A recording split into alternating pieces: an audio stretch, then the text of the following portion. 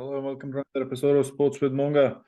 And it's ended. The Formula One season for 2022 has ended, and there was 105 days gap before the Bahrain test and the Grand Prix as well, before the Barcelona test and the race, basically. 105 days of no Formula One action from now onwards. But that's enough time to kind of talk about the different stories that have kind of unraveled over the last season and that have dominated the Formula One season in this year, in fact. Talking about the Abu Dhabi Grand Prix, of course, a very emotional start for the Grand Prix with Sebastian Vettel, like a big kind of collage and kind of memorabilia, and a lot of people kind of thanking Seb, a lot of handshaking, a lot of hugging. I don't think he himself has sunk in, like what's going to happen, change for him. And he said that himself, like it will take some time for him, to a couple of days or months, to realize what's happening, and then he will chart what he wants to do forward. Mick Schumacher, Nicholas Latifi, and Daniel Ricciardo, all four leave, and the remaining three leaving the sport as well. Nicholas Latifi, I don't think he feels that there's going to be a comeback for him in Formula One. So all the best for him in the future, American, and look forward to see him in NASCAR maybe, or in some American race format, supercars. Could be exciting for him as well. And then Mick Schumacher, the Schumacher name will be missed. That's pretty clear. But then there have been some talks about Mercedes might having him as a reserve driver role there. That's a very interesting name to have or establish themselves with, knowing Michael Schumacher, his dad, ended his career with Mercedes, which didn't go as well that he had hoped for after he came back from retirement to have another shot at that thing, but then he couldn't. That didn't work well for him. And Daniel Ricciardo, the Honey Badger, will surely be missed there with exactly his tenacity and how he works in a way. Yep, and I think there are rumors that he will be the reserve driver for Red Bull.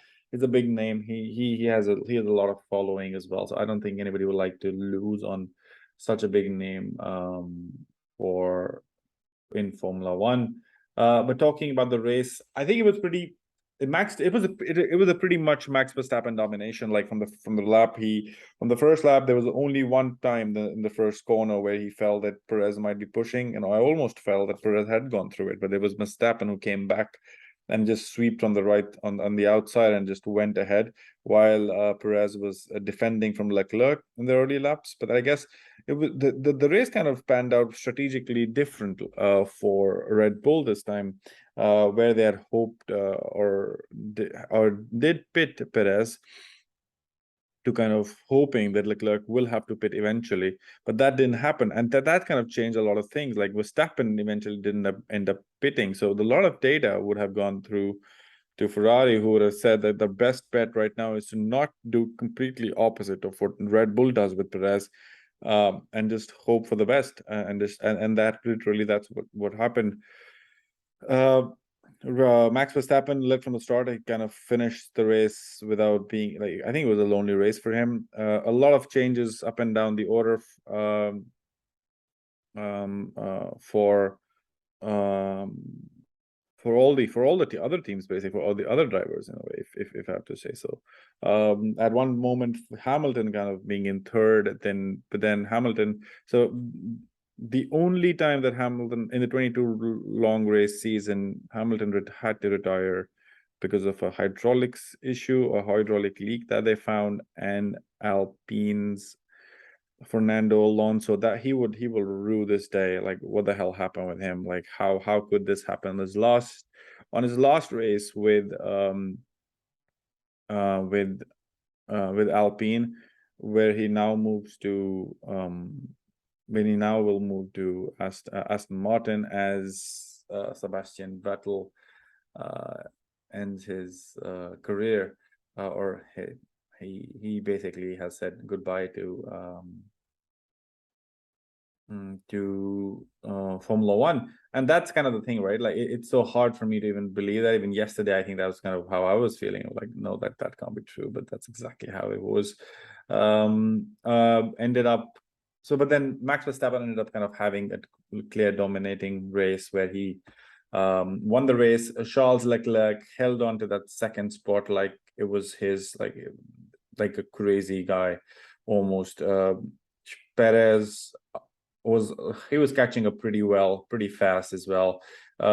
Finished third, but he loses out on the second place in the drivers' championship to Charles Leclerc by 1.3 seconds. It wouldn't have mattered if Max Verstappen had let him go past, because that would just have had a 1 point difference. But then the point that he needed was, he basically needed to beat him. That was the whole. That's how it was. Perez had to beat Leclerc to win the number 2 spot in the drivers' championship. Carlos Sainz came P4. George Russell, the only Mercedes who, after even serving a 5-second penalty because of an unsafe release in the pit box, was able to manage to come back and get a P5. Lando Norris, an amazing P6. Of course, this was due to the fact that we had because of the fact that Hamilton was out of the race because of a hydraulics leak. That kind of was pretty early on. So that kind of but that kind of just held him up. Lando Norris, amazing P6. Esteban Ocon, Alpine wanted much more than this, but then of course this was a difficult race for them as well. Again, another mechanical DNF. The number of points that Alpine have lost this season due to such issues has been just monumental to their whole season. Of course, they could have finished much higher, but then I think around 70 points is where Alpine have dropped their points. 70 points is where Alonso has kind of had to retire. So if Alonso had kept going and there were no mechanical failures, he would have stayed longer. But then that was Esteban Ocon still finished P7. Lance Stroll, a good fight back. He came to P8. Daniel Ricciardo held on to the line when Vettel was kind of gaining on him really hard. Seb Vettel going not the longest, but there was still Yuki Tsunoda and Valtteri Bottas who didn't pit early. But then Sebastian Vettel, when he wanted to pit, he was in no man's land. He came back from almost 19th to finish 10th, because a lot of cars around him were on a two-stop strategy, where he was on a one-stop strategy, and that's what he played the best. Yuki Tsunoda finished 11th, Zhou Guanyu 12th, Alex Albon 13th, Pierre Gasly 14th, Valtteri Bottas 15th, Mick Schumacher 16, Kevin Magnussen 17, Lewis Hamilton did not finish. Nicolas Latifi was retired in the end, did not finish, and Fernando Alonso did not finish. That's kind of the current grid positions, or like how the race ended. Of course, what it means for the constructors standings right now, it means that Red Bull have clinched the title pretty early on, but then Mercedes could not pip Ferrari for the constructors. They lost it by 29 points, by 39 points. With Ferrari, of course, Ferrari having both the drivers finishing in the top 5, and Mercedes kind of having to retire one car. That wouldn't have gone. That there was no chance that there was going to be anything happening there. Ferrari are second, Mercedes third, Alpine fourth, McLaren fifth. And this is the amazing thing. Alfa Romeo is higher, is at 55. Aston Martin itself is also 55, but then Alfa Romeo still got the deal on them because they had higher points finishers to Aston Martin. Haas pipped Alpha Tauri, and Williams is the last one there. So that's how it ended for the teams.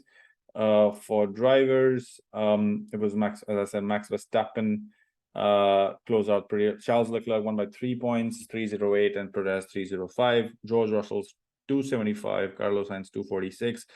Sainz, Pips, Hamilton, they're still to go fifth and ahead of Lewis. This will be the first time that Lewis Hamilton has been beaten by his teammate since 2016 by Nico Rosberg. No driver has ever beaten Lewis Hamilton in the hybrid era. Lando Norris P7 or like 7th, Esteban Ocon, Alonso, Valtteri Bottas, Sebastian Vettel 11th. Daniel Ricciardo is on the same points as Sebastian Vettel. Kevin Magnussen 25 points, Pierre Gasly 23, Lance Stroll 18, Mick Schumacher 12, Yuki Tsunoda 12, Gujogon Yu 6 for Albon, Nicholas Latifi 2 points, Nick De Vries who came in 2 points, and Nick Hulkenberg who substituted for Sebastian Vettel in Aston Martin, but comes back full-time as a full-time driver for Haas next season. That'll be interesting to see. So that's how it ended. Well, let me know your thoughts. Like it was an emotional thing. There were donuts. Nobody wanted to have a donut with Sebastian. That was the only thing that I didn't like. Or I felt like almost like Sebastian was like, I'm gonna just do donuts at the end of it myself. I don't care what happens if they wanted to do it in my. At least the top three did do donuts: Max Verstappen, like Charles Leclerc, and Sergio Perez. And then came Sebastian Vettel, where he was when he went into it, and we did his own donuts. That was a very emotional moment. Of course, he coming and basically saying that this is what he felt like, this is what he wanted. And we don't know how when we'll see him next time. And that's how it ended. I feel gutted for Perez as well. Things could have been different, but then he could not do what Max Verstappen they could do in that car. That was pretty clear. And that's the bottom line, and that's a reality of it. Max Verstappen has been unbeatable this whole season. Nobody has come close to even touching him here. Looking forward to the next season. Of course, things will change. New players will come in. Logan Sargent kind of being confirmed by Williams as well for their second seat. So the grid is pretty locked. I'll possibly do a video once it's all confirmed and what happened with Daniel Ricciardo. Just to kind of put in the places and the plug in there. And then I'll definitely make a video about that. But then Abu Dhabi never surprises. It never ceases to surprise me. I really love that race. It's a lot of overtaking. It's a lot of right moves. It's a lot of kind of seeing who's making the moves, who's gaining, who's not. Anything can happen. A safety car could have occurred with when Mick Schumacher and Nicholas Latifi almost touched, or Mick Schumacher went for a gap, which you saw. Which was pretty close, well closed down by Nicholas Latifi. That could have been a safety car, and everything would have been just gone thrown to pieces. Like everybody would have just jumped into the pits to get a soft or a medium tire again to kind of try and salvage a race and get more points. But that didn't happen. Let me know your thoughts. Let me know what you feel. How do you feel this season has been? I will do a season preview as well soon to kind of wrap up how it went. Let me know your thoughts. Sebastian Vettel, what was your favorite moment for him of him? There are a couple of mine that I've loved. Him winning, of course, is one of those biggest things. But then there are other moments where outside of sports where I felt that he is a man for the ages, and we deserve. And that's how we should idolize our heroes. Sebastian Vettel, you'll be sorely missed in Formula One, and your good deeds, may them continue for long. Let me know your thoughts, share in comments, and share with your friends and family the video. Do like and do share and subscribe. See you in the next one.